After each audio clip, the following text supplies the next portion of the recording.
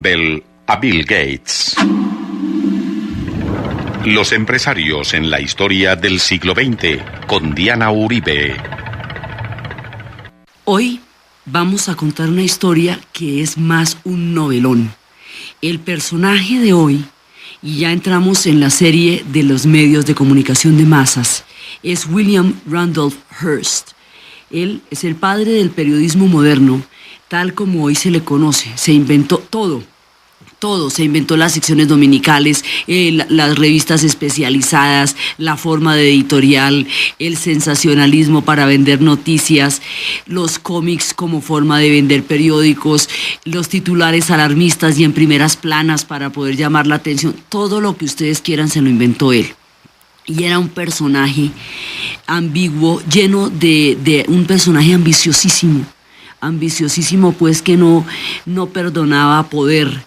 Un personaje retraído, un personaje digamos extraño. Es el inspirador del ciudadano Kane, es el inspirador de esto, una leyenda. Unos lo detestaban, otros lo admiraban, todo el mundo lo temía. Era un personaje capaz de usar deliberadamente la destrucción, si eso le ayudaba a vender periódicos, pero también era un personaje capaz de cosas buenas. Era un personaje llevado de sus pasiones, pero también con una capacidad de cabeza fría para los negocios absolutamente increíble.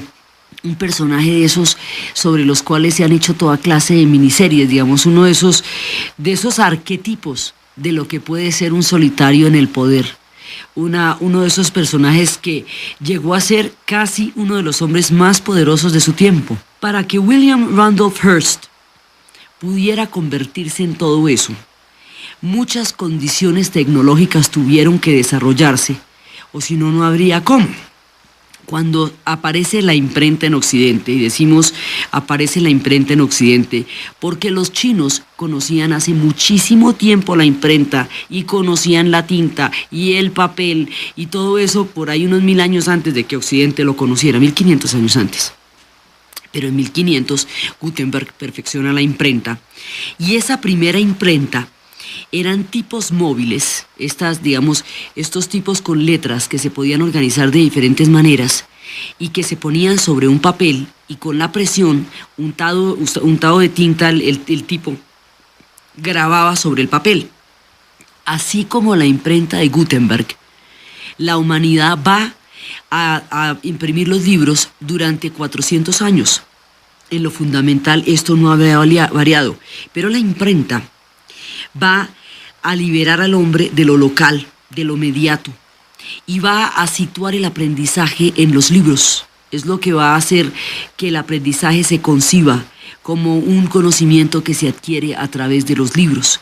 Con la imprenta, estos libros del medioevo, que durante toda una vida un abad pasaba a mano, dibujaba y grababa, ahora se van a imprimir y se pueden masificar. Y eso permitirá el alfabetismo como un proyecto social grande. Y más adelante, pues basado en esto, se permitirá la ilustración, permitirá muchas cosas. Pero tecnológicamente esto no va a avanzar sustancialmente sino hasta el siglo XIX. En el siglo XIX, la técnica de la impresión, primero, ensaya el plano contra plano, o sea, no los tipos solamente contra la hoja, sino el plano contra plano, y entonces ahí ya se pueden hacer 300 hojas por hora. Luego, ensaya el plano contra un cilindro, lo que llena es de tinta el cilindro y lo va pasando sobre un plano y ahí ya imprime 1200 hojas por hora. Y luego inventa el cilindro contra el cilindro y el papel va en la mitad. Ahí ya puede imprimir 90.000 hojas por hora. Entonces alguien se inventa el rollo de papel, porque antes el papel se hacía hoja por hoja.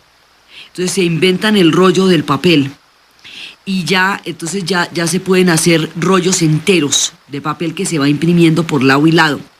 Entonces ya empiezan a producirse, digamos, los linotipos y todo esto.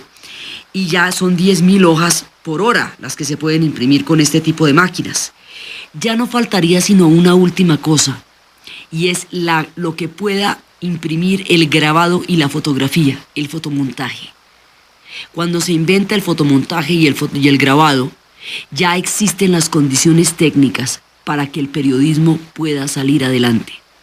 Todo eso, desde los planos, desde los rodillos, desde los rollos, todo esto se inventa en el siglo XIX durante la Revolución Industrial. Hasta antes de ello solamente la imprenta nos permitía a nosotros tener el conocimiento de los libros impresos. Ya con el cilindro, con la doble cara, con los fotomontajes y con el fotograbado, con todo esto, ya va a haber una posibilidad real de entrar a poder considerar lo que va a ser el periodismo.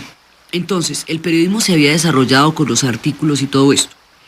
Pero, ¿qué es lo que va a pasar con Hearst? Con Hearst el periodismo va a volverse la mass media, o sea, lo que son los medios de comunicación de masas, el cuarto poder.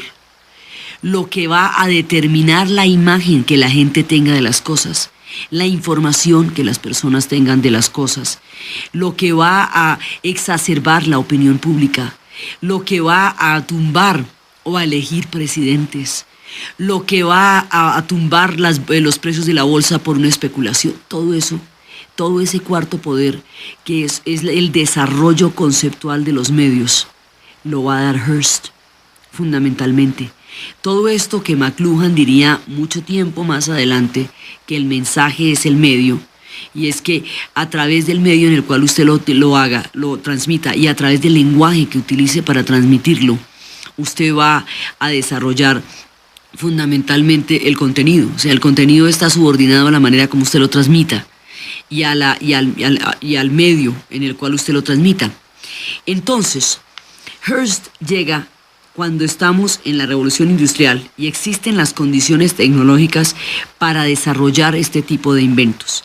Hearst nació el 29 de abril de 1863 y su padre fue un multimillonario que se llamaba George Hearst. Su madre se llamaba Phoebe Hearst y era una maestra de escuela. Su padre recorrió todos los Estados Unidos y se convirtió en uno de los más grandes descubridores de minas de los que América tenga algún tipo de memoria. Llegó a tener las grandes minerías, pues la Anaconda Mine, la Homestock Mine, la South Dakota Mine, la Comstock Lode. Llegó a tener, pues mejor dicho, las empresas mineras más duras, los pulpos pues de la minería. Llegó a tenerlos este hombre y él se dedicaba a la minería y también se dedicó en un tiempo. Y eso era y a la agricultura, y eso era lo que él quería que Hearst fuera. Él quería que su hijo pudiera desarrollar la minería y desarrollar la industria minera como él lo había hecho. Quería que su hijo prolongara su descubrimiento de la minería, pero su hijo nunca sería un minero.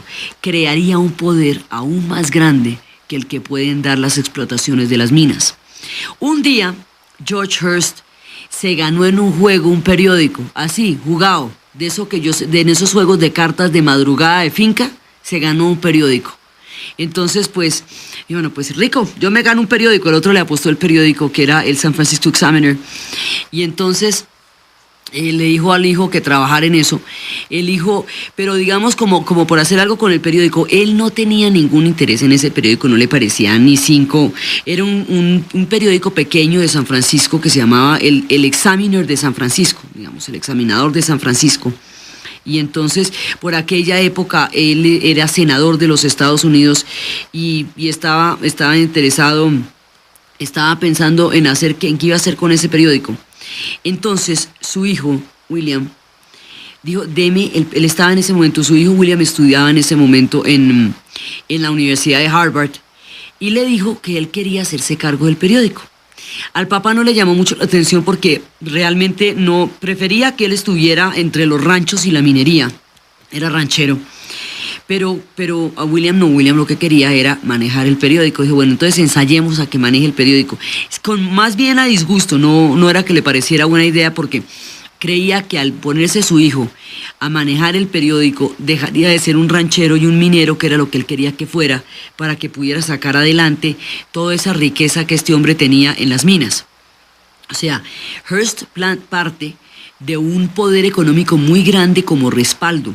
No sale de la nada como otros de los personajes que hemos visto. Él tenía, digamos, está en una posición económica muy aventajada cuando empieza a temprana edad a dirigir el periódico. Entonces, él se mete en el periódico y empieza a trabajar en el periódico y empieza a mostrar una versatilidad impresionante. Lo primero que hace es que este es un trabajador de la imagen cuando eso todavía no se usaba. Empieza a ponerle el periódico el monarca de los diarios. Entonces, con ese tipo de apodos, un periódico chiquito de pueblo, de una ciudad pequeña como era San Francisco en ese momento, pues no era tampoco un pueblo, pero sí era una ciudad pequeña, comparativamente hablando, y le pone es que el monarca de los diarios, pues uno se imagina el qué periódico, ¿no? Entonces, eso es lo que va a hacer el hombre, le da el bombo, la espectacularidad, y empieza a escoger los escritores más eximios, más excelsos que hay en ese momento. Y ahí es cuando se va a conseguir a Ambrose Bierce. Ambrose Bierce es un personaje que lo vamos a ver en una novela de Carlos Fuentes que fue llevada al cine. Ambrose Bierce es un escritor genial, el de Aceite de Perro, hizo muchos cuentos. Y él, a propósito de este personaje, fue que Carlos Fuentes escribió una novela que después fue llevada al cine que tiene el nombre de Gringo Viejo. Este personaje, Ambrose Bierce, era un escritor satírico, un escritor cáustico, de una agudeza impresionante. Y el tipo de periodistas que Hearst está buscando son escritores agudos, escritores críticos, polémicos, controversiales. Entonces empieza a situar escritores de estos perfiles que tengan puntos de vista encontrados para crear controversia al interior de las páginas de los periódicos, y así le va creando a los periódicos suspenso. Bierce va a trabajar con él un montón de tiempo, hasta cuando, ya viejo, decide que todo su sentido crítico, todo su sentido de la agudeza, del denuncio de la corrupción, de la honestidad como el ejercicio más puro de la libertad, lo único que sirvió fue para que Randolph Hearst vendiera más periódicos por cuenta de su agudeza.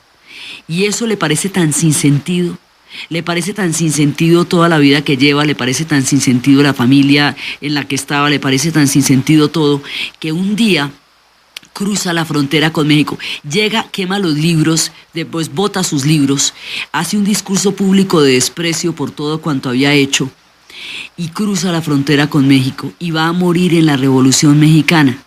No sabemos qué pasó exactamente, pero entonces Carlos Fuentes hace una fabulación de lo que le pudo haber sucedido a Ambrose Bierce al otro lado de la frontera, y entre las cosas que dice es que si él muere fusilado en un pelotón de la Revolución Mexicana, eso es una eutanasia. Es muchísimo mejor que morir de reumatismo o caído de una escalera. Este hombre decide jugarse la muerte y así se la plantea. Y el que lo hizo a él y a quien él hizo grande fue Hearst en su periódico del San Francisco Examiner. Hearst tuvo una competencia toda la vida con un personaje igualmente famoso que se llama Pulitzer. Los dos van a ser los padres del periodismo moderno.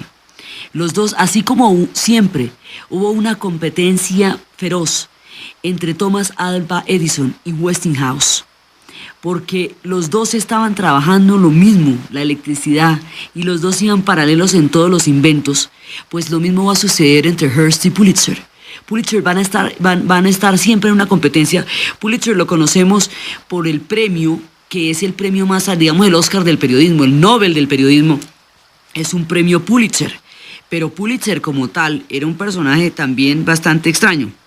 Entonces, estos dos van a tener una pelea por quién va a vender más periódicos. En un principio trabajan juntos y luego van a ser rivales, porque uno de ellos va a vender el periódico, el hermano de Albert Joseph vende el periódico y empiezan, y ese periódico es el que va a comprar Hearst después, y los dos empiezan con una pugna ya en Nueva York, una pugna por los periódicos que va a ser a muerte.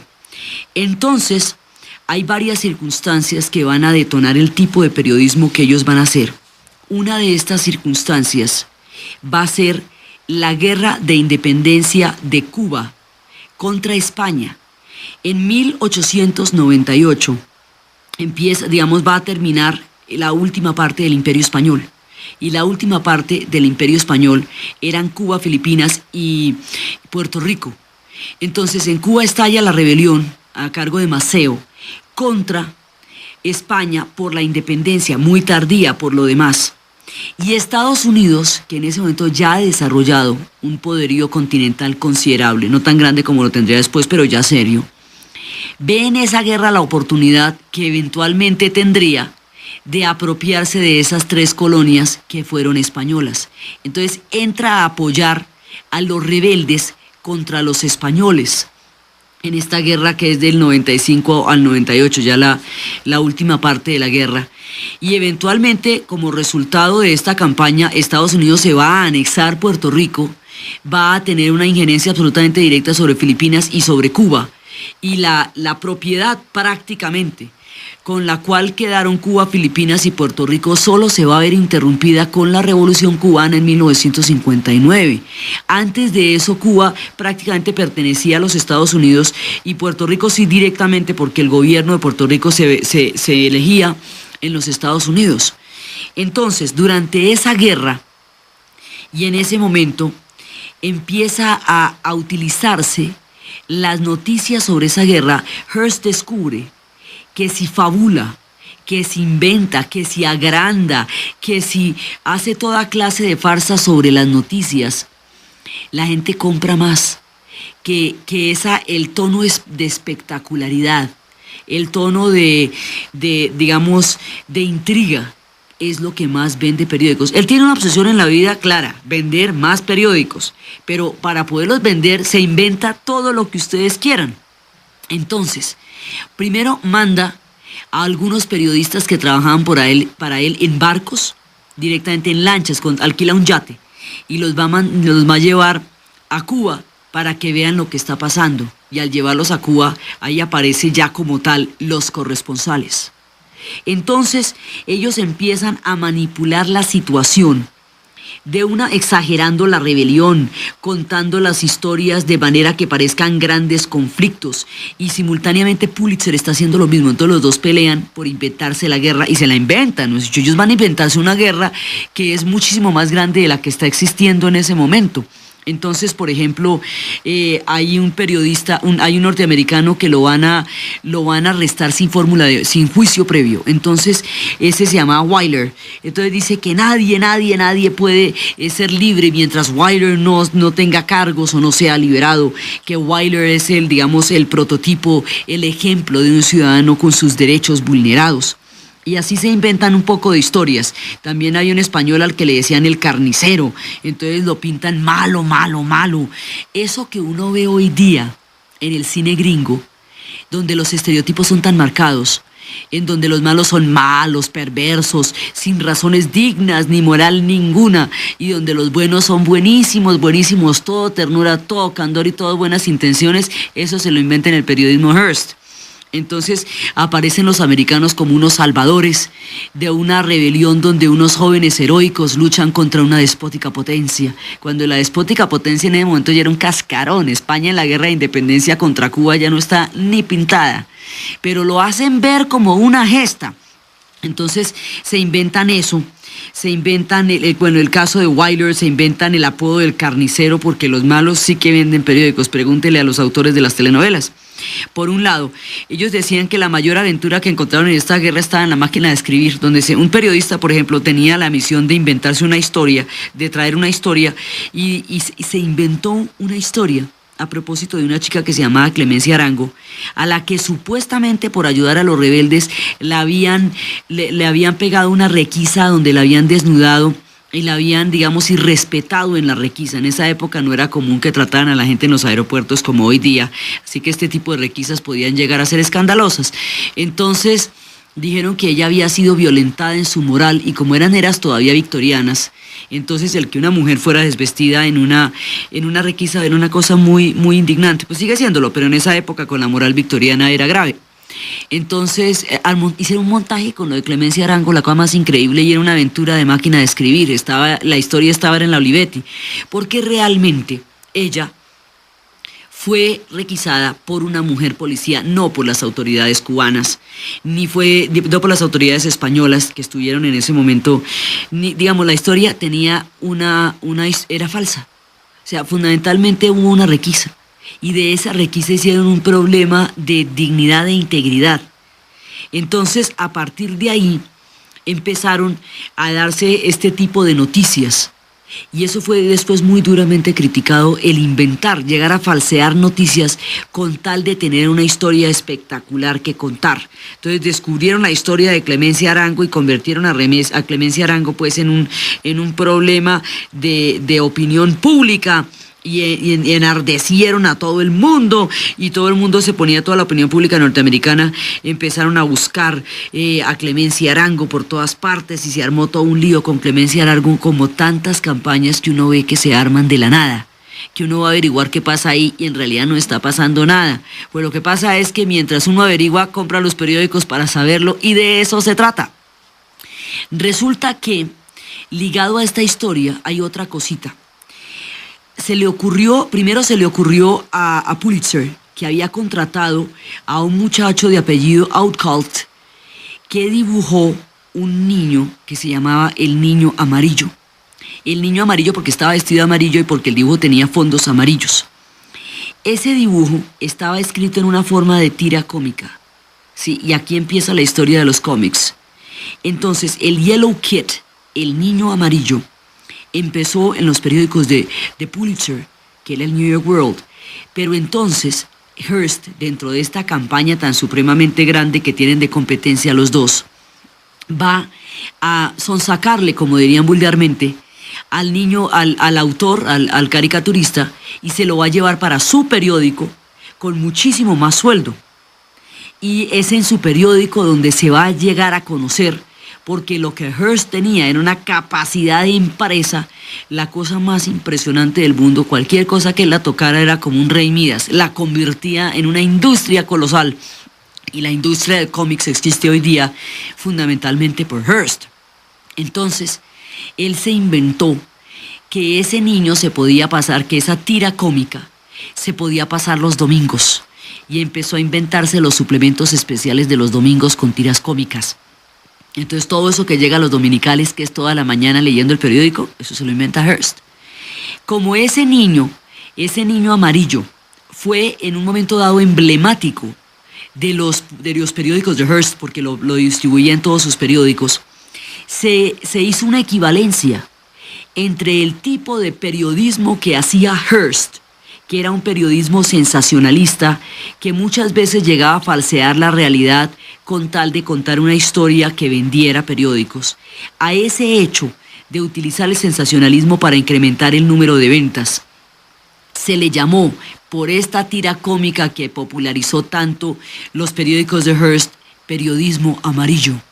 Y de ahí viene el origen de la palabra amarillista, de la palabra del amarillismo, porque a propósito de esta tira cómica, porque se consideraba que esa forma de hacer noticias era una falsedad de los hechos en aras de las ventas. Esas ventas tienen cualquier cantidad de nombres, hoy día, por ejemplo, se llaman rating, pero la idea es fundamentalmente esa.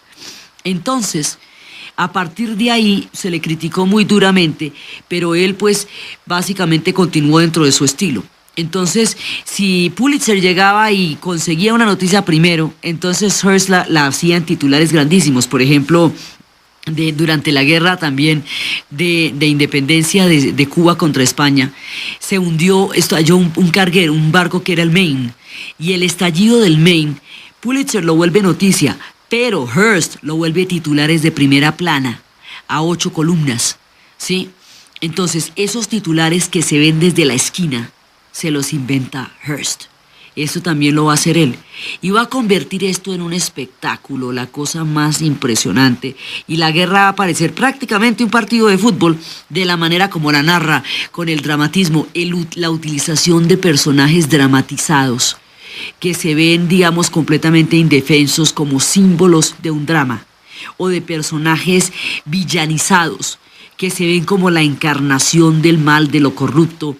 Ese manejo que más adelante será el arma preferida de la geopolítica, que más adelante será usado, sobre todo durante años más tarde, durante la Guerra Fría, esto se va a ser usado hasta los límites mismos del abuso, que es demonizar al otro para poder legitimar la posición de quien está contando la historia. Y así es que nosotros vamos a ver esos caracteres, esos arquetipos de los buenísimos y los malísimos. Pues esto empezó con la guerra de independencia de Cuba contra España, que daría como resultado la apropiación de los Estados Unidos de Cuba, Puerto Rico y Filipinas. Entonces, ahí es donde empieza, digamos, donde él coge como el tono en el que de ahí en adelante va a ser el periodismo. Entonces, después se va a casar, y cuando se va a casar, se va de luna de miel, y durante la luna de miel, de una manera muy poco romántica, hay que decirlo, se le ocurre sacar la revista Motor. Es durante la luna de miel que se le ocurre.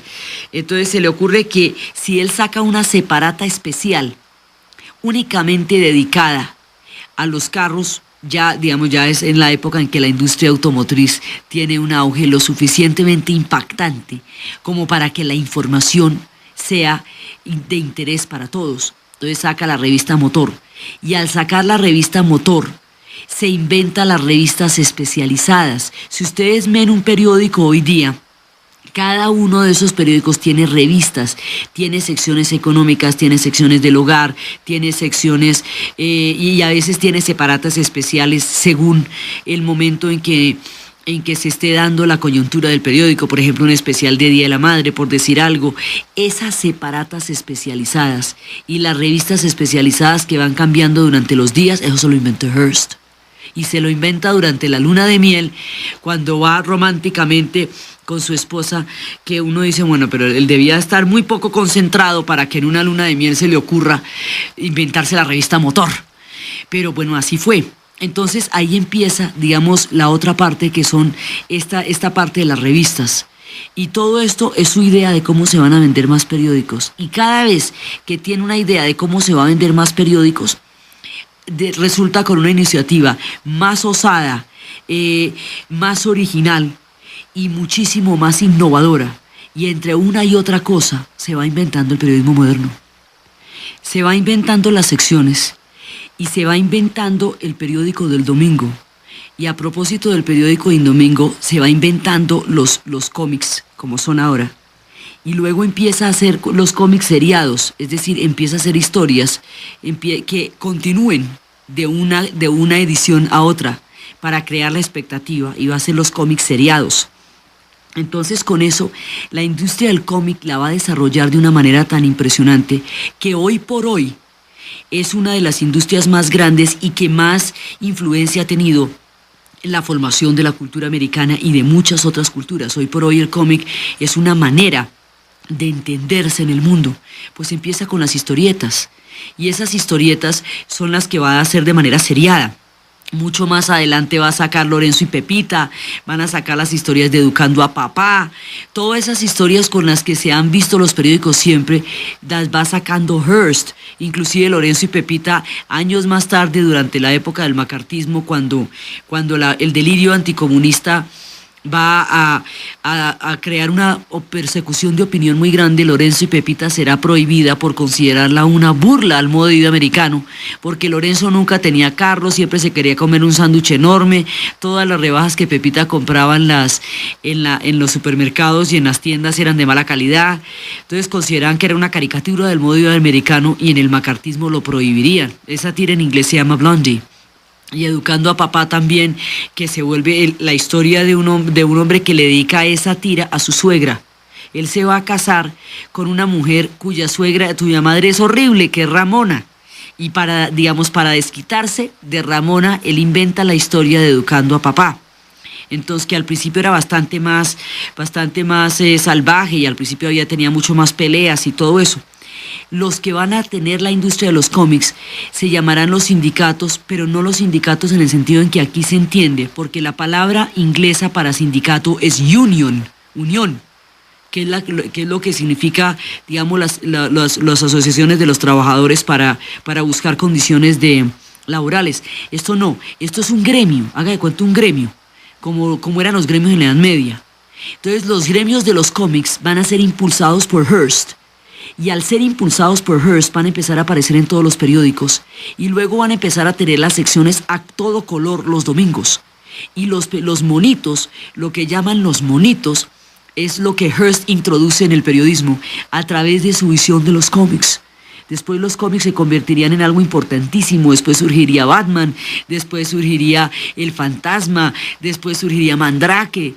Todo eso que aún sigue trayendo los dominicales, y generaciones se verían en lo que se llamarían los personajes de tinta y papel. Él entiende la importancia de los personajes de tinta y papel y los va a catapultar a través de los periódicos de una manera tal que hoy por hoy no se concibe cómo se hubiera podido desarrollar la industria del cómics sin la influencia y la visión empresarial de Hearst. Entonces a él le deben todos los aficionados a los monitos, todos los que leemos los dominicales por los monitos, a él le debemos esa capacidad de poder uno leer hoy día a Calvin y Hobbes, o a Mafalda, o a Quino, o a todos aquellos que en diferentes países han tratado problemas e historias y culturas a través de la estructura de los héroes de tinta y papel. Eso lo va a hacer Hearst. Hearst va a tener además, él, a pesar, digamos, de sus múltiples ocupaciones y de que tenía la cabeza en todas partes a la vez, siempre tenía un espacio en su vida para los cómics, porque le fascinaban. Entonces siempre estuvo pendiente de que los cómics tuvieran un papel preponderante en sus periódicos. Vendían y además le encantaban. Era una cosa, digamos, que donde se combinaba su sentido de los negocios con el placer que le producían los cómics. Y él es, digamos, como el padre de la tira cómica en los periódicos, es Hearst. La idea original es de Pulitzer, pero el que lo va a catapultar y lo va a volver empresa es Hearst.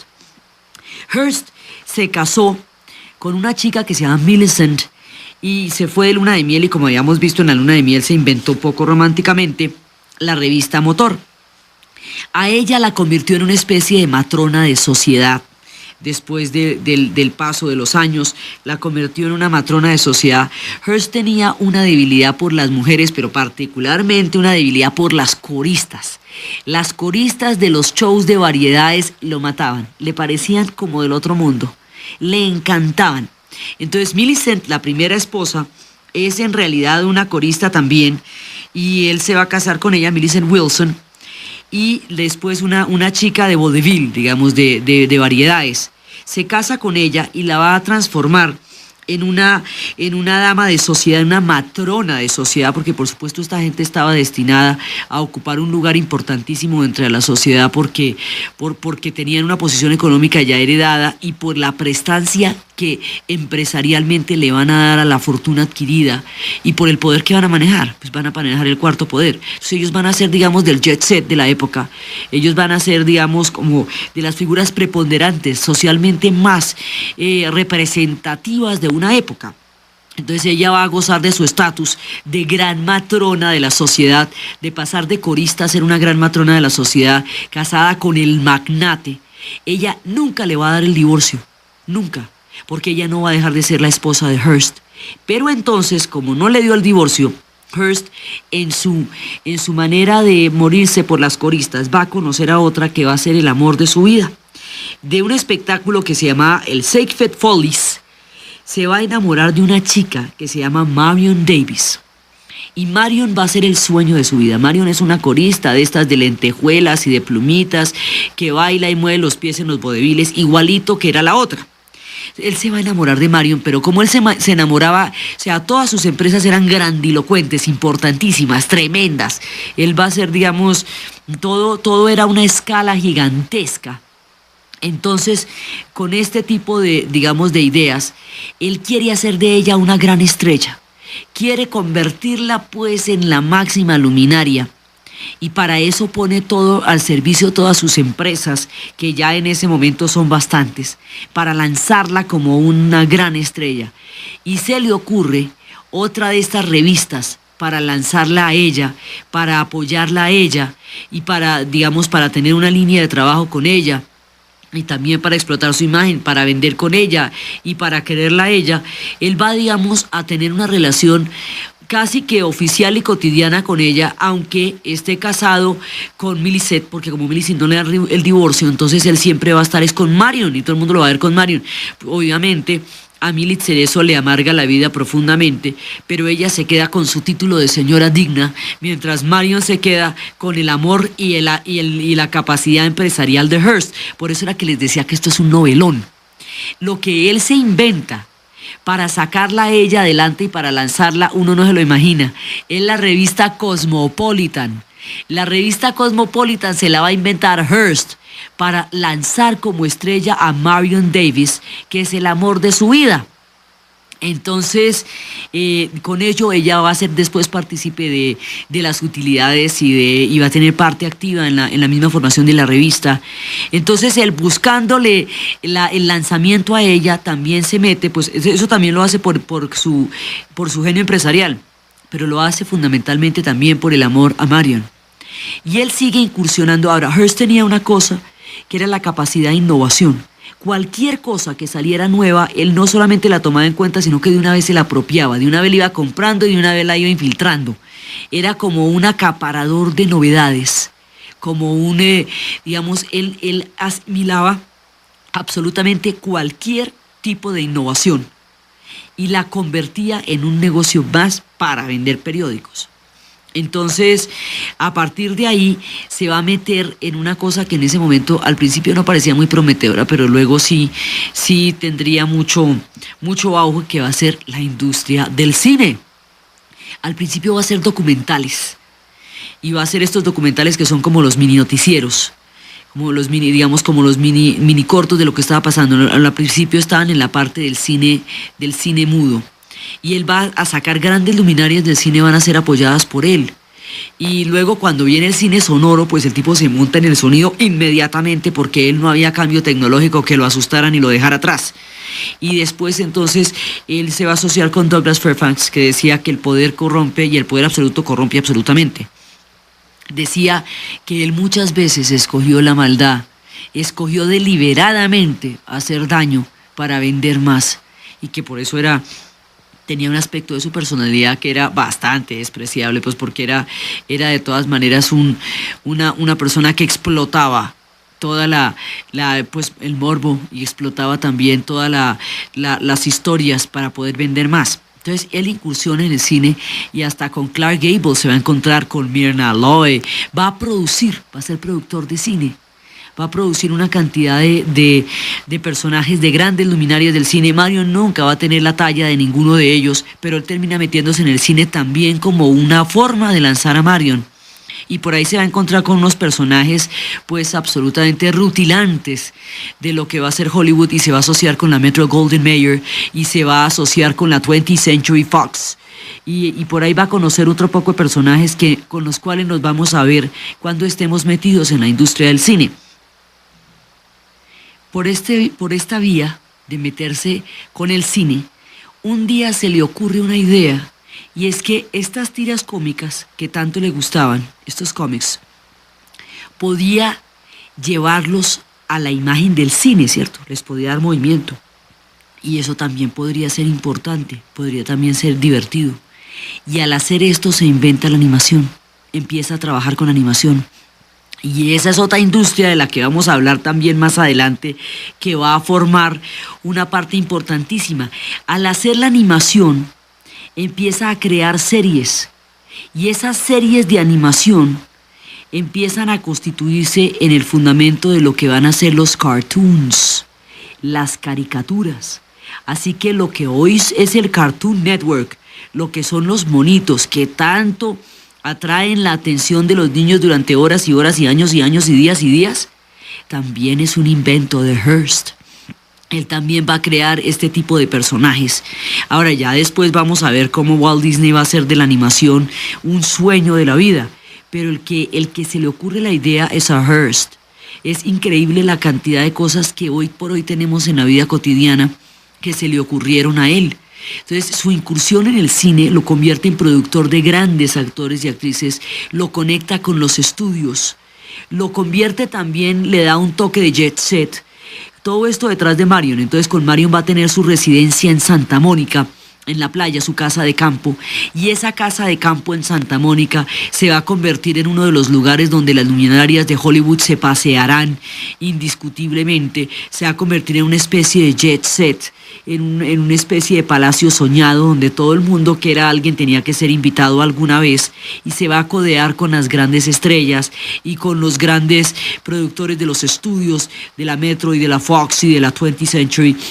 y de la Paramount, también se va a meter con la Paramount y va a estar, digamos, muy metido en toda la industria de las luminarias. Entonces ya tiene Cosmopolitan, ya tiene el cine, ya tiene los periódicos, y lo de los periódicos va a ser una cosa impresionante porque él lo que va a tener es un emporio. Él lo que va a hacer es, primero, se apropiará del San Francisco Examiner, que fue pues el que su padre le heredó.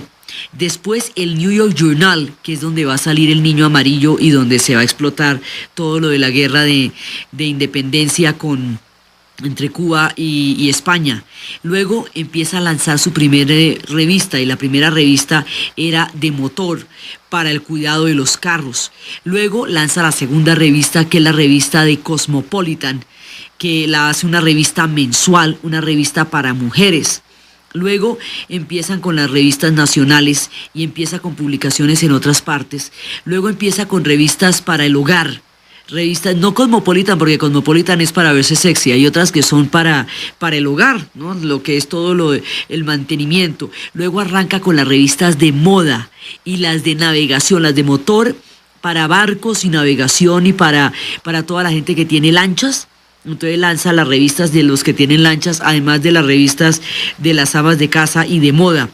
Luego empieza a sacar las revistas y a distribuir los cómics a través de los periódicos, pero también en ciertas revistas. Y luego empieza a adquirir más y más periódicos. Entonces adquiere el Albany Time, después periódicos de pueblo, muchos periódicos de pueblo. Luego se empieza a meter en las estaciones de radio. Luego empieza a meterse en los documentales, y con los documentales se mete en el cine para lanzar a Marion. Y luego empieza a adquirir más y más revistas. Luego hace una supercorporación.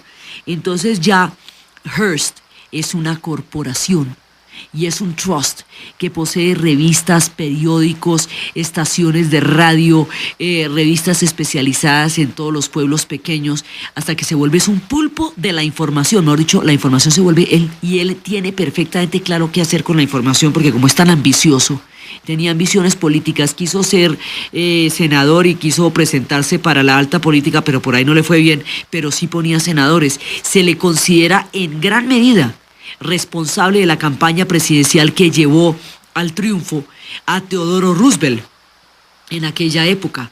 Entonces, y más adelante a Franklin Roosevelt. Entonces él ponía y quitaba presidentes. O sea, va a tener un nivel de poder absolutamente enorme. Él va a entender a través de este emporio que va a crear para qué sirven los medios. Con este gigantesco emporio, él va a tener perfectamente claro lo que significa la opinión pública. Va a saber explotar cada uno de los sucesos.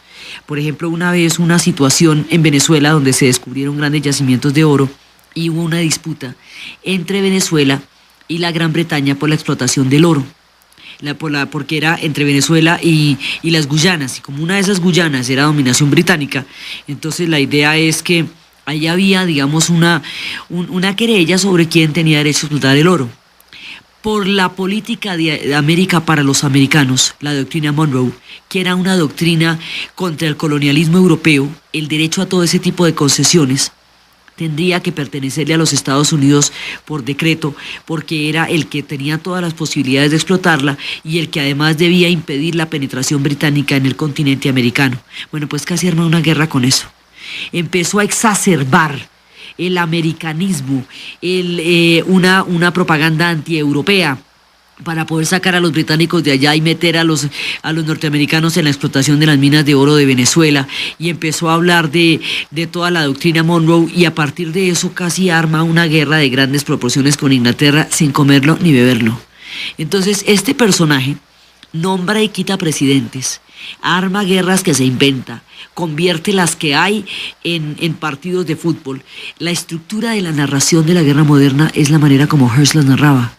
La guerra moderna está cargada de afectividad y defiende siempre un punto de vista al que le da un carácter único y verdadero contra otro punto de vista al que le da un carácter criminal e ilegítimo. Y así es como se manejan las guerras.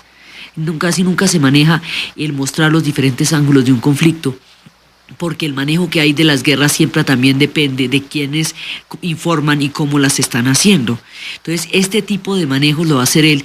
Ya después de durante la Segunda Guerra Mundial, el manejo de las guerras ya va a ser tan descarado que el cine se va a volver una propaganda americana de defensa o de ataque contra los japoneses. Pero la idea central, o sea, ya después esto se vuelve cada vez peor, pero la idea central viene de Hearst. De Hearst viene el amarillismo, el sensacionalismo, la manipulación, la utilización de la opinión pública con fines políticos o con fines comerciales, sobre todo con fines comerciales. La exacerbación de todo aquello que pueda conmover la sociedad, ya sea por lo triste o ya sea por lo macabro. Esa idea de que solamente las cosas que son llamativamente grotescas venden de una u otra manera, esa es la idea de Hearst. Entonces, digamos, eso a nivel del horror de la opinión. A nivel de lo brillante de los periódicos, él se inventa la entrega diaria del periódico. Cada vez que ustedes se levanten por la mañana y abran la puerta y encuentran el periódico ahí, eso es Hearst, la distribución puerta a puerta de los periódicos, y eso es lo que los va a masificar, porque el periódico sale de las imprentas y deja de ser una cosa que solo se puede leer en el club. Cuando hay estos chicos que van a llevar los periódicos puerta a puerta, casa por casa, y eso es lo que lo va a convertir en uno de los medios más importantes. Durante la primera mitad del siglo XX, es el periódico, la prensa escrita, la que genera la opinión. Ya después era la televisión, y la radio va a tener una incidencia grandísima, grandísima, y a partir del momento en que la radio se instale en la cultura ya no va a salir de ahí, serán los días de la radio. Pero el periodo en que Hearst vivió es el tiempo de los periódicos. Son los periódicos los que crean la opinión pública, y él va a entender eso. Los medios de comunicación de masas, como la interpretación de la realidad, a través de la cual las personas se forman los estereotipos y las versiones que tienen del mundo, son entendidos empresarialmente por William Randolph Hearst, de tal manera que un personaje que estaba incursionando en el cine hará sobre él una película hoy por hoy clasificada como una de las más importantes en toda la historia del cine, El Ciudadano Kane. El personaje que lo dice, que lo crea, lo escribe, lo dirige y lo representa es ni más ni menos que Orson Welles. Orson Welles se inspira en este poder de este gran magnate y lo muestra en esa villa que en la película se llama Xanadu y que es su casa en Santa Mónica, y muestra a su mujer muestra a Marion, su amor, como una cantante frustrada que no logra descollar a la fama a pesar de todo el impulso empresarial, publicitario y periodístico que él le pone, porque sencillamente carece del talento para hacerlo. Entonces, todo el impulso que él pone detrás de ella, todo el aparataje empresarial e industrial, solo ponen de manifiesto su mediocridad. Muestra a este hombre solitario en medio de toda la riqueza y la fama. Hace una caracterización intimista, profunda, interior de lo que fue Hearst, lo más posible a lo que en realidad fue este personaje tan enigmático. Lo muestra como un ser cerrado, introvertido, en el fondo profundamente solitario. Y la película empieza contando cómo a partir de la muerte de él se llama a los periodistas para que escriban su perfil. Y uno de ellos empieza a tratar de intimar con las personas que estuvieron cerca de él. Y encuentra que la última palabra que él dijo es Rosebud, y se pone a averiguar qué es Rosebud, y al ponerse a averiguar, esta película crea por primera vez el flashback en el cine, la retrospectiva. Es la primera película que se va contando desde el revés y retrocede en la historia. Eso hoy por hoy es una de las técnicas más comunes del cine, pero en esta época se estaba inventando. Entonces, al cabo de mucho tiempo, encuentra que están botando algunos juguetes viejos que Hearst tuvo cuando niños.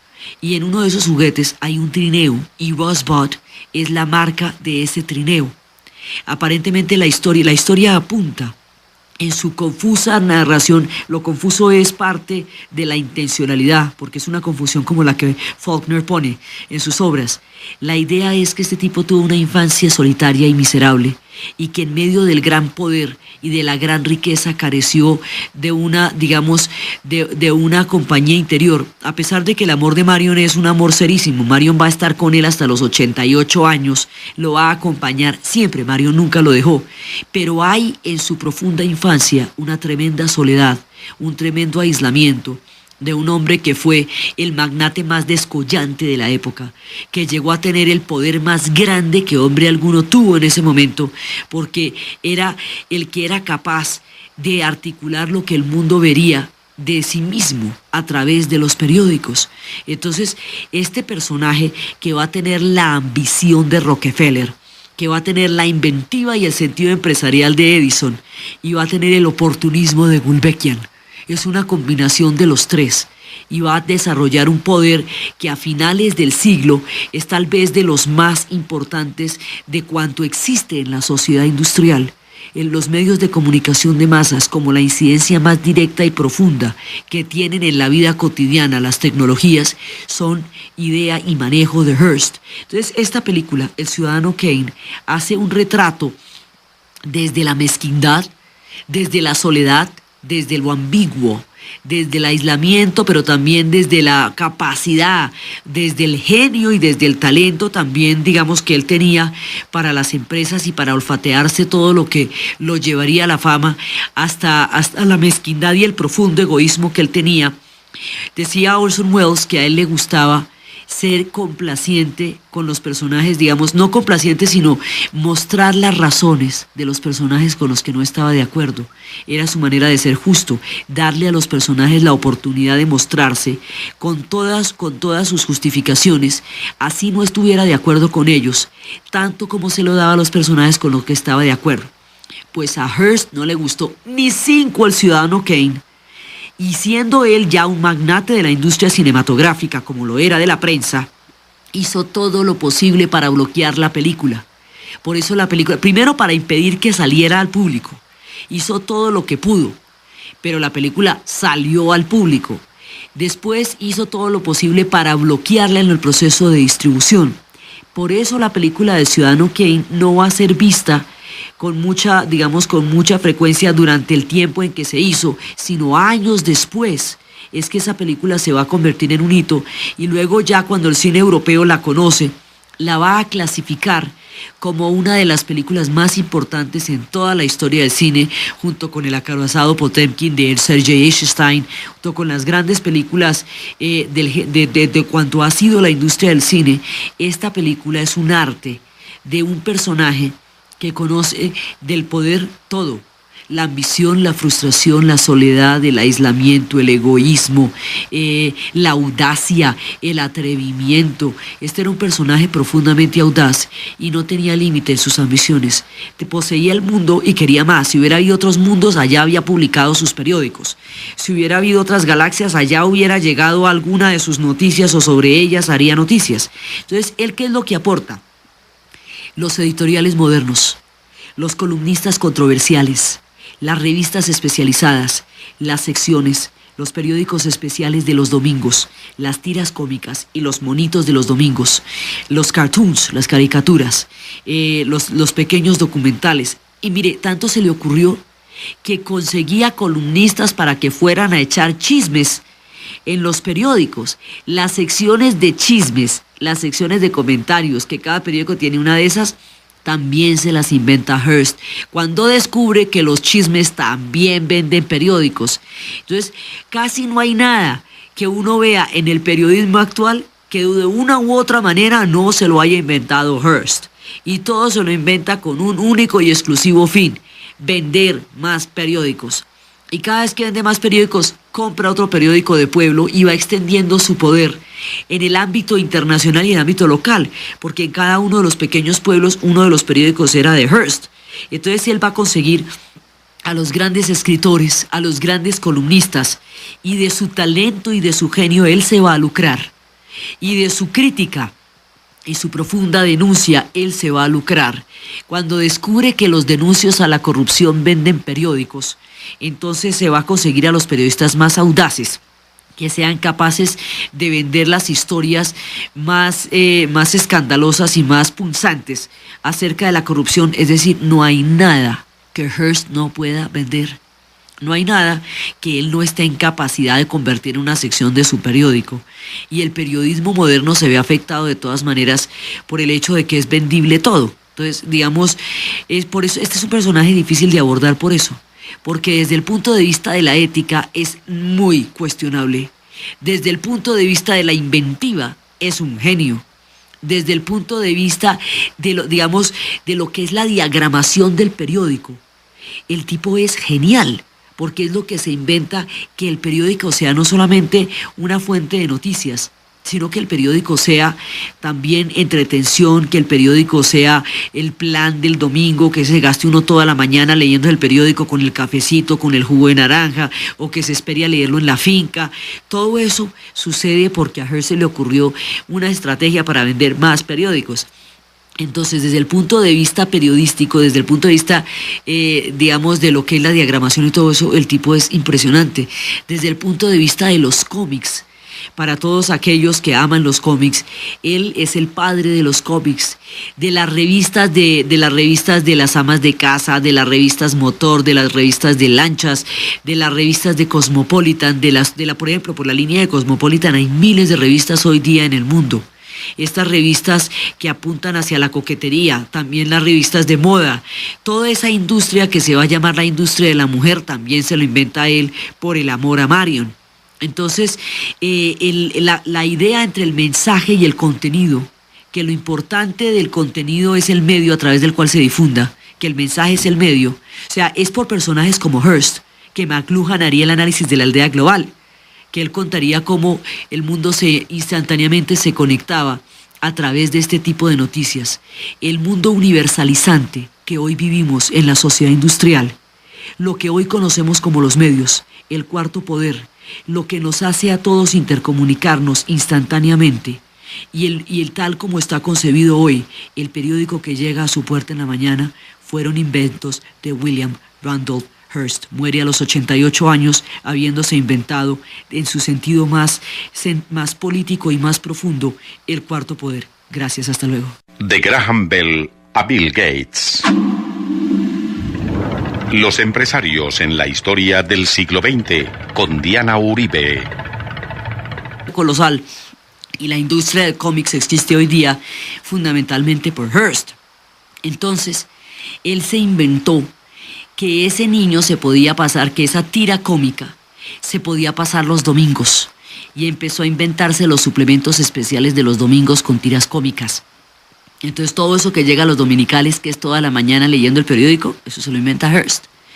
Como ese niño amarillo, fue en un momento dado emblemático de los periódicos de Hearst, porque lo distribuía en todos sus periódicos, se hizo una equivalencia entre el tipo de periodismo que hacía Hearst, que era un periodismo sensacionalista, que muchas veces llegaba a falsear la realidad con tal de contar una historia que vendiera periódicos, a ese hecho de utilizar el sensacionalismo para incrementar el número de ventas. Se le llamó, por esta tira cómica que popularizó tanto los periódicos de Hearst, periodismo amarillo. Y de ahí viene el origen de la palabra amarillista, de la palabra del amarillismo, porque a propósito de esta tira cómica, porque se consideraba que esa forma de hacer noticias era una falsedad de los hechos en aras de las ventas. Esas ventas tienen cualquier cantidad de nombres, hoy día, por ejemplo, se llaman rating, pero la idea es fundamentalmente esa. Entonces, a partir de ahí se le criticó muy duramente, pero él pues básicamente continuó dentro de su estilo. Entonces, si Pulitzer llegaba y conseguía una noticia primero, entonces Hearst la hacía en titulares grandísimos. Por ejemplo, durante la guerra también de independencia de Cuba contra España, se estalló un carguero, un barco que era el Maine, y el estallido del Maine, Pulitzer lo vuelve noticia, pero Hearst lo vuelve titulares de primera plana, a 8 columnas, ¿sí? Entonces, esos titulares que se ven desde la esquina, se los inventa Hearst. Eso también lo va a hacer él. Y va a convertir esto en un espectáculo, la cosa más impresionante. Y la guerra va a parecer prácticamente un partido de fútbol, de la manera como la narra, con el dramatismo, la utilización de personajes dramatizados, que se ven, digamos, completamente indefensos como símbolos de un drama, o de personajes villanizados, que se ven como la encarnación del mal, de lo corrupto. Ese manejo que más adelante será el arma preferida de la geopolítica, que más adelante será usado, sobre todo durante años más tarde, durante la Guerra Fría. Esto se va a ser usado hasta los límites mismos del abuso, que es demonizar al otro para poder legitimar la posición de quien está contando la historia. Y así es que nosotros vamos a ver esos caracteres, esos arquetipos de los violencia, muy tardía por lo demás. Y Estados Unidos, que en ese momento ya ha desarrollado un poderío continental considerable, no tan grande como lo tendría después, pero ya serio, ve en esa guerra la oportunidad que eventualmente tendría de apropiarse de esas 3 colonias que fueron españolas. Entonces entra a apoyar a los rebeldes contra los españoles en esta guerra que es del 95 al 98, ya la última parte de la guerra. Y eventualmente, como resultado de esta campaña, Estados Unidos se va a anexar Puerto Rico, va a tener una injerencia absolutamente directa sobre Filipinas y sobre Cuba. Y la propiedad prácticamente con la cual quedaron Cuba, Filipinas y Puerto Rico solo se va a ver interrumpida con la Revolución Cubana en 1959. Antes de eso, Cuba prácticamente pertenecía a los Estados Unidos y Puerto Rico sí directamente, porque el gobierno de Puerto Rico se elegía en los Estados Unidos. Entonces, durante esa guerra y en ese momento empieza a utilizarse las noticias sobre esa guerra. Hearst descubre que si fabula, que si inventa, que si agranda, que si hace toda clase de farsa sobre las noticias, la gente compra más, que el tono es de espectacularidad, el tono digamos, de intriga, es lo que más vende periódicos. Él tiene una obsesión en la vida clara, vender más periódicos, pero para poderlos vender se inventa todo lo que ustedes quieran. Entonces, primero manda a algunos periodistas que trabajaban para él en barcos, directamente en lanchas, alquila un yate y los va a llevar a Cuba para que vean lo que está pasando. Y al llevarlos a Cuba, ahí aparece ya como tal los corresponsales. Entonces, ellos empiezan a manipular la situación, exagerando la rebelión, contando las historias de manera que parezcan grandes conflictos, y simultáneamente Pulitzer está haciendo lo mismo. Entonces los dos pelean por inventarse la guerra y se la inventan. Ellos van a inventarse una guerra que es muchísimo más grande de la que está existiendo en ese momento. Entonces, por ejemplo, hay un periodista, hay un norteamericano que lo van a arrestar sin juicio previo. Entonces, ese se llama Wyler. Entonces dice que nadie puede ser libre mientras Wyler no tenga cargos o no sea liberado. Que Wyler es el prototipo, el ejemplo de un ciudadano con sus derechos vulnerados. Y así se inventan un poco de historias. También hay un español al que le decían el carnicero, entonces lo pintan malo. Eso que uno ve hoy día en el cine gringo, donde los estereotipos son tan marcados, en donde los malos son malos, perversos. Las secciones de chismes, las secciones de comentarios, que cada periódico tiene una de esas, también se las inventa Hearst, cuando descubre que los chismes también venden periódicos. Entonces, casi no hay nada que uno vea en el periodismo actual que de una u otra manera no se lo haya inventado Hearst. Y todo se lo inventa con un único y exclusivo fin: vender más periódicos. Y cada vez que vende más periódicos, compra otro periódico de pueblo y va extendiendo su poder en el ámbito internacional y en el ámbito local, porque en cada uno de los pequeños pueblos uno de los periódicos era de Hearst.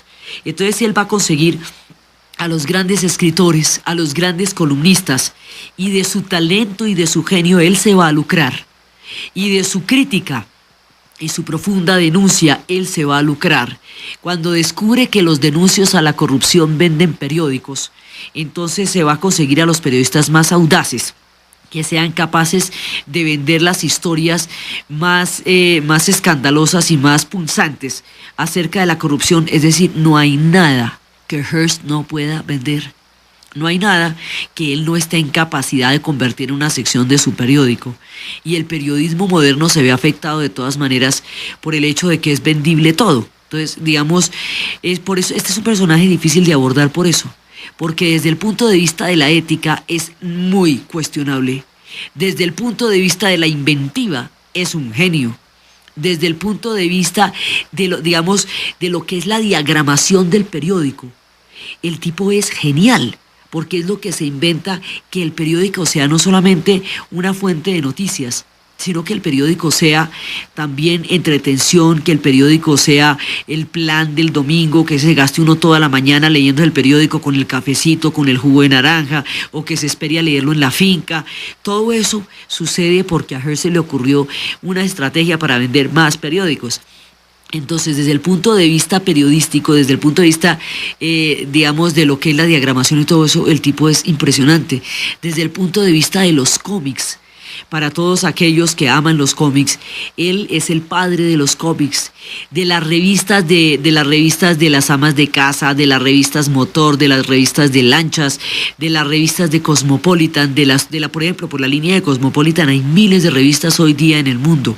Estas revistas que apuntan hacia la coquetería, también las revistas de moda, toda esa industria que se va a llamar la industria de la mujer, también se lo inventa él por el amor a Marion. Entonces, la idea entre el mensaje y el contenido, que lo importante del contenido es el medio a través del cual se difunda, que el mensaje es el medio, o sea, es por personajes como Hearst, que McLuhan haría el análisis de la aldea global, que él contaría cómo son los periódicos los que crean la opinión pública, y él va a entender eso, los medios de comunicación de masas, como la interpretación de la realidad, a través de la cual las personas se forman los estereotipos y las versiones que tienen del mundo, son entendidos empresarialmente por William Randolph Hearst, de tal manera que un personaje que estaba incursionando en el cine hará sobre él una película hoy por hoy clasificada como una de las más importantes en toda la historia del cine, El Ciudadano Kane. El personaje que lo dice, que lo crea, lo escribe, lo dirige y lo representa es ni más ni menos que Orson Welles.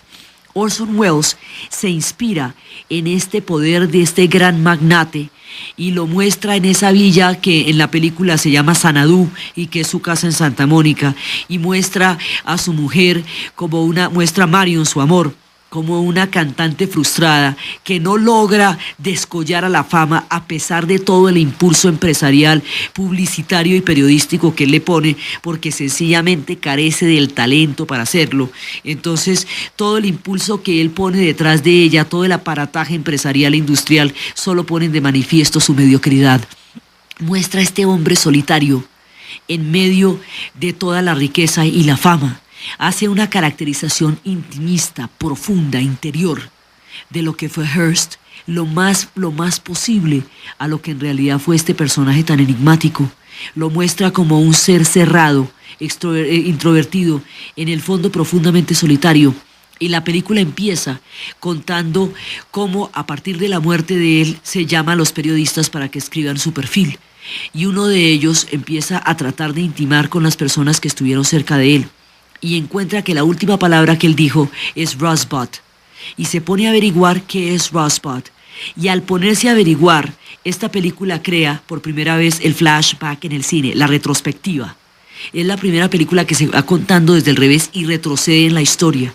Eso hoy por hoy es una de las técnicas más comunes del cine, pero en esta época se estaba inventando. Entonces, al cabo de mucho tiempo, encuentra que están botando algunos juguetes viejos que Hearst tuvo cuando niños. Y en uno de esos juguetes hay un trineo y Rosebud es la marca de ese trineo.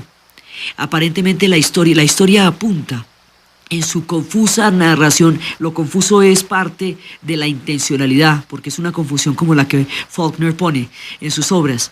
La idea es que este tipo tuvo una infancia solitaria y miserable y que en medio del gran poder y de la gran riqueza careció de una, digamos, de una compañía interior, a pesar de que el amor de Marion es un amor serísimo. Marion va a estar con él hasta los 88 años, lo va a siglo XIX durante la Revolución Industrial. Hasta antes de ello solamente la imprenta nos permitía a nosotros tener el conocimiento de los libros impresos. Ya con el cilindro, con la doble cara, con los fotomontajes y con el fotograbado, con todo esto, ya va a haber una posibilidad real de entrar a poder considerar lo que va a ser el periodismo. Entonces, el periodismo se había desarrollado con los artículos y todo esto. Pero, ¿qué es lo que va a pasar con Hearst? Con Hearst el periodismo va a volverse la mass media. O sea, lo que son los medios de comunicación de masas, el cuarto poder. Lo que va a determinar la imagen que la gente tenga de las cosas, la información que las personas tengan de las cosas, lo que va a exacerbar la opinión pública, lo que va a tumbar o a elegir presidentes, lo que va a tumbar los precios de la bolsa por una especulación, todo eso. Todo ese cuarto poder, que es el desarrollo conceptual de los medios, lo va a dar Hearst, fundamentalmente. Todo esto que McLuhan diría mucho tiempo más adelante, que el mensaje es el medio, y es que a través del medio en el cual usted lo haga, lo transmita, y a través del lenguaje que utilice para transmitirlo, usted va a desarrollar fundamentalmente el contenido. O sea, el contenido está subordinado a la manera como usted lo transmita y al medio en el cual usted lo transmita. Entonces, Hearst llega cuando estamos en la Revolución Industrial y existen las condiciones tecnológicas para desarrollar este tipo de inventos. Hearst nació el 29 de abril de 1863 y su padre fue un multimillonario que se llamaba George Hearst. Su madre se llamaba Phoebe Hearst y era una maestra de escuela. Su padre recorrió todos los Estados Unidos y se convirtió en uno de los más grandes descubridores de minas de los que América tenga algún tipo de memoria. Llegó a tener las grandes minerías, pues la Anaconda Mine, la Homestuck Mine, la South Dakota Mine, la Comstock Lode. Llegó a tener, pues mejor dicho, las empresas mineras más duras, los pulpos pues de la minería. Llegó a tenerlos este hombre, y él se dedicaba a la minería y también se dedicó en un tiempo, y eso era lo que, y a la agricultura, y eso era lo que él quería que Hearst fuera. Él quería que su hijo pudiera desarrollar la minería y desarrollar la industria minera como él lo había hecho. Quería que su hijo prolongara su descubrimiento de la minería, pero su hijo nunca sería un minero. Crearía un poder aún más grande que el que pueden dar las explotaciones de las minas. Un día, cada uno de los sucesos. Por ejemplo, una vez una situación en Venezuela donde se descubrieron grandes yacimientos de oro y hubo una disputa entre Venezuela y la Gran Bretaña por la explotación del oro.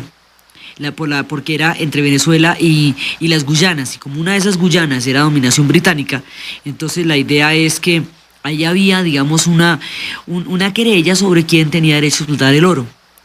Por la política de América para los americanos, la doctrina Monroe, que era una doctrina contra el colonialismo europeo, el derecho a todo ese tipo de concesiones tendría que pertenecerle a los Estados Unidos por decreto, porque era el que tenía todas las posibilidades de explotarla y el que además debía impedir la penetración británica en el continente americano. Bueno, pues casi armó una guerra con eso.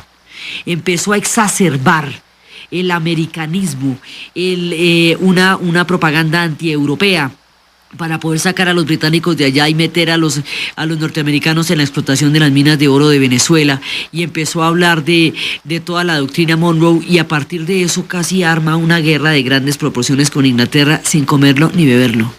Entonces este personaje nombra y quita presidentes, arma guerras que se inventa, convierte las que hay en partidos de fútbol.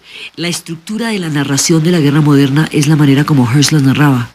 La guerra moderna está cargada de afectividad y defiende siempre un punto de vista al que le da un carácter único y verdadero contra otro punto de vista al que le da un carácter criminal e ilegítimo. Y así es como se manejan las guerras.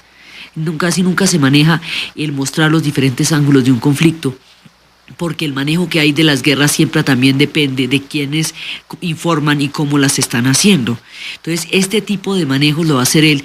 Ya después de durante la Segunda Guerra Mundial, el manejo de las guerras ya va a ser tan descarado que el cine se va a volver una propaganda americana de defensa o de ataque contra los japoneses. Pero la idea central, o sea, ya después esto se vuelve cada vez peor, pero la idea central viene de Hearst. De Hearst viene el amarillismo, el sensacionalismo, la manipulación, la utilización de la opinión pública con fines políticos o con fines comerciales, sobre todo con fines comerciales. La exacerbación de todo aquello que pueda conmover la sociedad, ya sea por lo triste o ya sea por lo macabro. Esa idea de que solamente las cosas que son llamativamente grotescas venden de una u otra manera, esa es la idea de Hearst. Entonces, digamos, eso a nivel del horror de la opinión, a nivel de lo brillante de los periódicos. Él se inventa la entrega diaria del periódico. Cada vez que ustedes se levanten por la mañana y abran la puerta y encuentran el periódico ahí, eso es, Mario nunca lo dejó. Pero hay en su profunda infancia una tremenda soledad, un tremendo aislamiento de un hombre que fue el magnate más descollante de la época, que llegó a tener el poder más grande que hombre alguno tuvo en ese momento, porque era el que era capaz de articular lo que el mundo vería de sí mismo a través de los periódicos. Entonces, este personaje que va a tener la ambición de Rockefeller, que va a tener la inventiva y el sentido empresarial de Edison, y va a tener el oportunismo de Gulbenkian, es una combinación de los tres, y va a desarrollar un poder que a finales del siglo es tal vez de los más importantes de cuanto existe en la sociedad industrial. En los medios de comunicación de masas, como la incidencia más directa y profunda que tienen en la vida cotidiana las tecnologías, son idea y manejo de Hearst. Entonces, esta película, El Ciudadano Kane, hace un retrato desde la mezquindad, desde la soledad, desde lo ambiguo, desde el aislamiento, pero también desde la capacidad, desde el genio y desde el talento también, digamos, que él tenía para las empresas y para olfatearse todo lo que lo llevaría a la fama, hasta la mezquindad y el profundo egoísmo que él tenía. Decía Orson Welles que a él le gustaba ser complaciente con los personajes, digamos, no complaciente, sino mostrar las razones de los personajes con los que no estaba de acuerdo. Era su manera de ser justo, darle a los personajes la oportunidad de mostrarse con todas sus justificaciones, así no estuviera de acuerdo con ellos, tanto como se lo daba a los personajes con los que estaba de acuerdo. Pues a Hearst no le gustó ni 5 El Ciudadano Kane. Y siendo él ya un magnate de la industria cinematográfica, como lo era de la prensa, hizo todo lo posible para bloquear la película. Por eso la película, primero para impedir que saliera al público, hizo todo lo que pudo, pero la película salió al público. Después hizo todo lo posible para bloquearla en el proceso de distribución. Por eso la película del Ciudadano Kane no va a ser vista con mucha frecuencia durante el tiempo en que se hizo, sino años después. Es que esa película se va a convertir en un hito, y luego ya cuando el cine europeo la conoce, la va a clasificar como una de las películas más importantes en toda la historia del cine, junto con El acorazado Potemkin de Sergei Eisenstein, junto con las grandes películas de cuanto ha sido la industria del cine. Esta película es un arte de un personaje que conoce del poder todo: la ambición, la frustración, la soledad, el aislamiento, el egoísmo, la audacia, el atrevimiento. Este era un personaje profundamente audaz y no tenía límite en sus ambiciones. Un emporio. Él lo que va a hacer es, primero, se apropiará del San Francisco Examiner, que fue pues el que su padre le heredó. Después el New York Journal, que es donde va a salir El Niño Amarillo y donde se va a explotar todo lo de la guerra de independencia entre Cuba y España. Luego empieza a lanzar su primera revista, y la primera revista era de motor para el cuidado de los carros. Luego lanza la segunda revista, que es la revista de Cosmopolitan, que la hace una revista mensual, una revista para mujeres. Luego empiezan con las revistas nacionales y empieza con publicaciones en otras partes. Luego empieza con revistas para el hogar, revistas, no Cosmopolitan, porque Cosmopolitan es para verse sexy, hay otras que son para el hogar, ¿no? Lo que es todo el mantenimiento. Luego arranca con las revistas de moda y las de navegación, las de motor para barcos y navegación y para toda la gente que tiene lanchas. Entonces lanza las revistas de los que tienen lanchas, además de las revistas de las amas de casa y de moda. Luego empieza a sacar las revistas y a distribuir los cómics a través de los periódicos, pero también en ciertas revistas. Y luego empieza a adquirir más y más periódicos. Entonces adquiere el Albany Time, después periódicos de pueblo, muchos periódicos de pueblo. Luego se empieza a meter en las estaciones de radio. Luego empieza a meterse en los documentales y con los documentales se mete en el cine para lanzar a Marion. Y luego empieza a adquirir más y más revistas. Luego hace una supercorporación. Entonces ya Hearst es una corporación. Y es un trust que posee revistas, periódicos, estaciones de radio, revistas especializadas en todos los pueblos pequeños, hasta que se vuelve un pulpo de la información. Mejor dicho, la información se vuelve él, y él tiene perfectamente claro qué hacer con la información, porque como es tan ambicioso, tenía ambiciones políticas, quiso ser senador y quiso presentarse para la alta política, pero por ahí no le fue bien, pero sí ponía senadores. Se le considera en gran medida responsable de la campaña presidencial que llevó al triunfo a Teodoro Roosevelt en aquella época. Entonces, y más adelante a Franklin Roosevelt. Entonces él ponía y quitaba presidentes. O sea, va a tener un nivel de poder absolutamente enorme. Él va a entender a través de este emporio que va a crear para qué sirven los medios. Con este gigantesco emporio, él va a tener perfectamente claro lo que significa la opinión pública. Va a saber explotar cada uno de los sucesos. Por ejemplo, una vez una situación en Venezuela donde se descubrieron grandes yacimientos de oro y hubo una disputa entre Venezuela y la Gran Bretaña por la explotación del oro. Hay un periodista, hay un norteamericano que lo van a arrestar sin juicio previo. Entonces ese se llama Wyler. Entonces dice que nadie puede ser libre mientras Wyler no tenga cargos o no sea liberado. Que Wyler es el prototipo, el ejemplo de un ciudadano con sus derechos vulnerados. Y así se inventan un poco de historias. También hay un español al que le decían el carnicero. Entonces lo pintan malo. Eso que uno ve hoy día en el cine gringo, donde los estereotipos son tan marcados, en donde los malos son malos, perversos, sin razones dignas ni moral ninguna, y donde los buenos son buenísimos, todo ternura, todo candor y todo buenas intenciones, eso se lo inventa en el periodismo Hearst. Entonces aparecen los americanos como unos salvadores de una rebelión donde unos jóvenes heroicos luchan contra una despótica potencia, cuando la despótica potencia en ese momento ya era un cascarón. España en la guerra de independencia contra Cuba ya no está ni pintada, pero lo hacen ver como una gesta. Entonces se inventan eso. Se inventan, el caso de Wyler, se inventan el apodo del carnicero, porque los malos sí que venden periódicos. Pregúntele a los autores de las telenovelas.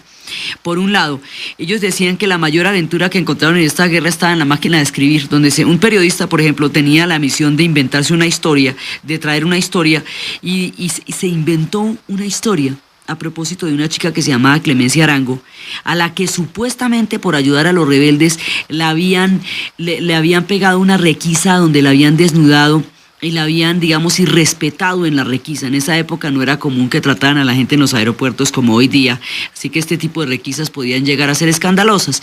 Entonces dijeron que ella había sido violentada en su moral, y como eran eras todavía victorianas, entonces el que una mujer fuera desvestida en una requisa era una cosa muy, muy indignante. Pues sigue siéndolo, pero en esa época con la moral victoriana era grave. Entonces hicieron un montaje con lo de Clemencia Arango, la cosa más increíble, y era una aventura de máquina de escribir. La historia estaba en la Olivetti, porque realmente ella fue requisada por una mujer policía, no por las autoridades cubanas, no por las autoridades españolas que estuvieron en ese momento. La historia tenía era falsa. O sea, fundamentalmente hubo una requisa, y de esa requisa hicieron un problema de dignidad e integridad. Entonces, a partir de ahí, empezaron a darse este tipo de noticias. Y eso fue después muy duramente criticado, el inventar, llegar a falsear noticias con tal de tener una historia espectacular que contar. Entonces descubrieron la historia de Clemencia Arango y convirtieron a Clemencia Arango pues en un problema de opinión pública. Y en los tipos solamente contra la hoja, sino el plano contra plano, y entonces ahí ya se pueden hacer 300 hojas por hora. Luego él ensaya el plano contra un cilindro, lo que llena es de tinta el cilindro y lo va pasando sobre un plano, y ahí ya imprime 1200 hojas por hora. Y luego inventa el cilindro contra el cilindro y el papel va en la mitad. Ahí ya puede imprimir 90.000 hojas por hora. Entonces alguien se inventa el rollo de papel, porque antes el papel se hacía hoja por hoja. Entonces se inventan el rollo del papel y entonces ya se pueden hacer rollos enteros de papel que se va imprimiendo por lado y lado. Entonces ya empiezan a producirse, digamos, los linotipos y todo esto. Y ya son 10.000 hojas por hora las que se pueden imprimir con este tipo de máquinas. Ya no faltaría sino una última cosa, y es lo que pueda imprimir el grabado y la fotografía, el fotomontaje. Cuando se inventa el fotomontaje y el grabado, ya existen las condiciones técnicas para que el periodismo pueda salir adelante. Todo eso, desde los planos, desde los rodillos, desde los rollos, todo esto se inventa en el siglo XIX durante la Revolución Industrial. Hasta antes de ello solamente la imprenta nos permitía a nosotros tener el conocimiento de los libros impresos. Ya con el cilindro, con la doble cara, con los fotomontajes y con el fotograbado, con todo esto, ya va a haber una posibilidad real de entrar a poder considerar lo que va a ser el periodismo. Entonces, el periodismo se había desarrollado con los artículos y todo esto. Pero, ¿qué es lo que va a pasar con Hearst? Con Hearst el periodismo va a volverse la mass media. O sea, lo que son los medios de comunicación de masas, el cuarto poder. Lo que va a determinar la imagen que la gente tenga de las cosas, la información que las personas tengan de las cosas, lo que va a exacerbar la opinión pública, lo que va a tumbar o a elegir presidentes, lo que va a tumbar los precios de la bolsa por una especulación, todo eso. Todo ese cuarto poder, que es el desarrollo conceptual de los medios, lo va a dar Hearst, fundamentalmente. Todo esto que McLuhan diría mucho tiempo más adelante, que el mensaje es el medio, y es que a través del medio en el cual usted lo haga, lo transmita, y a través del lenguaje que utilice para transmitirlo, usted va a desarrollar fundamentalmente el contenido. O sea, el contenido está subordinado a la manera como usted lo transmita y al medio en el cual usted lo transmita. Entonces, Hearst llega cuando estamos en la Revolución Industrial y existen también es un invento de Hearst. Él también va a crear este tipo de personajes. Ahora ya después vamos a ver cómo Walt Disney va a hacer de la animación un sueño de la vida. Pero el que se le ocurre la idea es a Hearst. Es increíble la cantidad de cosas que hoy por hoy tenemos en la vida cotidiana que se le ocurrieron a él. Entonces su incursión en el cine lo convierte en productor de grandes actores y actrices, lo conecta con los estudios, lo convierte también, le da un toque de jet set. Todo esto detrás de Marion. Entonces con Marion va a tener su residencia en Santa Mónica, en la playa, su casa de campo, y esa casa de campo en Santa Mónica se va a convertir en uno de los lugares donde las luminarias de Hollywood se pasearán indiscutiblemente. Se va a convertir en una especie de jet set, en una especie de palacio soñado donde todo el mundo que era alguien tenía que ser invitado alguna vez, y se va a codear con las grandes estrellas y con los grandes productores de los estudios de la Metro y de la Fox y de la 20th Century y de la Paramount. También se va a meter con la Paramount y va a estar, digamos, muy metido en toda la industria de las luminarias. Entonces ya tiene Cosmopolitan, ya tiene el cine, ya tiene los periódicos, y lo de los periódicos va a ser una cosa impresionante porque él lo que va a tener es un emporio. Él lo que va a hacer es, primero, se apropiará del San Francisco Examiner, que fue pues el que su padre le heredó. Después el New York Journal, que es donde va a salir el niño amarillo y donde se va a explotar todo lo de la guerra de independencia con entre Cuba y España. Luego empieza a lanzar su primera revista, y la primera revista era de motor para el cuidado de los carros. Luego lanza la segunda revista, que es la revista de Cosmopolitan, que la hace una revista mensual, una revista para mujeres. Luego empiezan con las revistas nacionales y empieza con publicaciones en otras partes. Luego empieza con revistas para el hogar. Revistas, no Cosmopolitan, porque Cosmopolitan es para verse sexy, hay otras que son para el hogar, ¿no? Lo que es todo el mantenimiento. Luego arranca con las revistas de moda y las de navegación, las de motor para barcos y navegación y para toda la gente que tiene lanchas. Entonces lanza las revistas de los que tienen lanchas, además de las revistas de las amas de casa y de moda. Luego empieza a sacar las revistas y a distribuir los cómics a través de los periódicos, pero también en ciertas revistas. Y luego empieza a adquirir más y más periódicos. Entonces adquiere el Albany Time, después periódicos de pueblo, muchos periódicos de pueblo. Luego se empieza a meter en las estaciones de radio. Luego empieza a meterse en los documentales, y con los documentales se mete en el cine para lanzar a Marion. Y luego empieza a adquirir más y más revistas.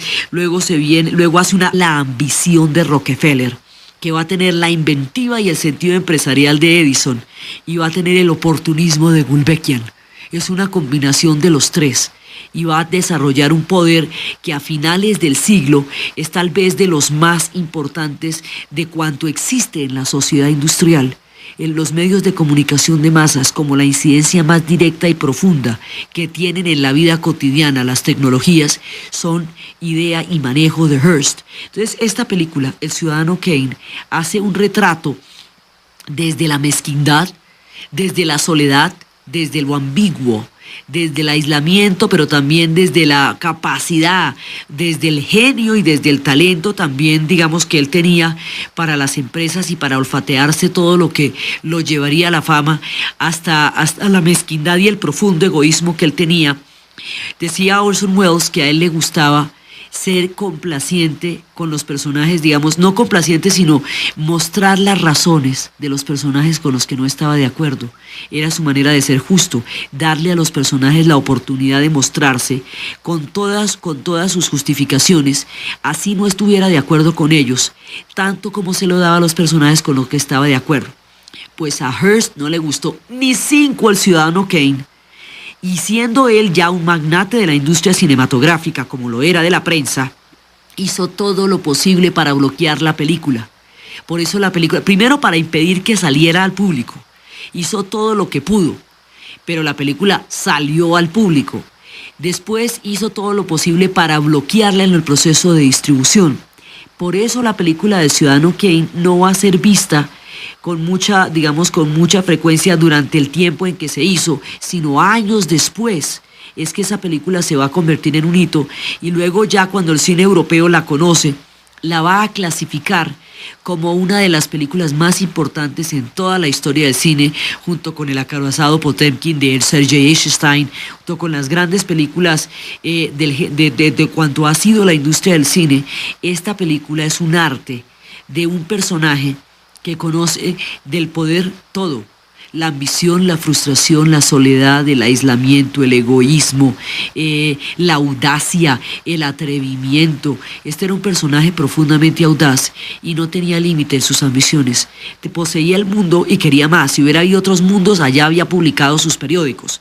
Si hubiera habido otras galaxias, allá hubiera llegado alguna de sus noticias, o sobre ellas haría noticias. Entonces, ¿él qué es lo que aporta?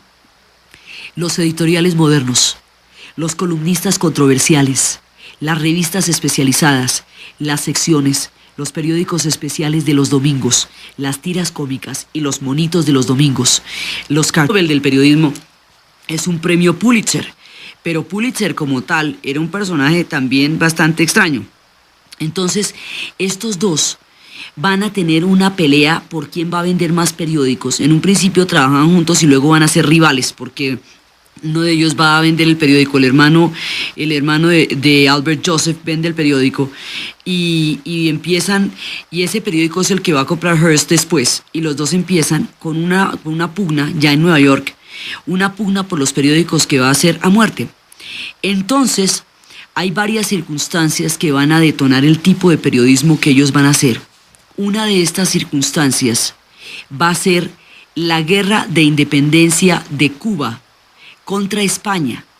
En 1898 va a terminar la última parte del Imperio Español. Y la última parte del Imperio Español eran Cuba, Filipinas y Puerto Rico. Entonces en Cuba estalla la rebelión a cargo de Maceo contra España por la independencia, muy tardía por lo demás.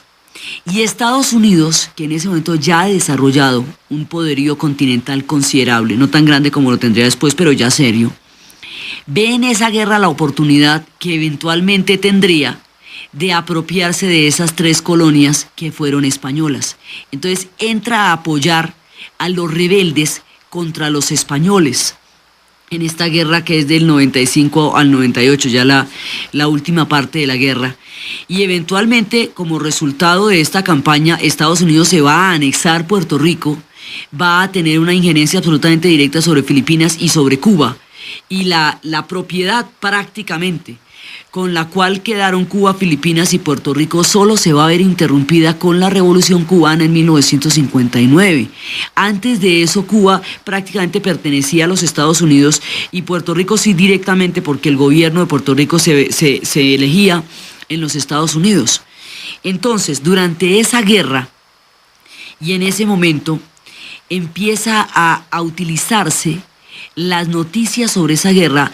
Hearst descubre que si fabula, que si inventa, que si agranda, que si hace toda clase de farsas sobre las noticias, la gente compra más, que el tono es de espectacularidad, el tono de intriga, es lo que más vende periódicos. Él tiene una obsesión en la vida clara, vender más periódicos, pero para poderlos vender se inventa todo lo que ustedes quieran. Entonces, primero manda a algunos periodistas que trabajaban para él en barcos, directamente en lanchas, alquila un yate y los va a llevar a Cuba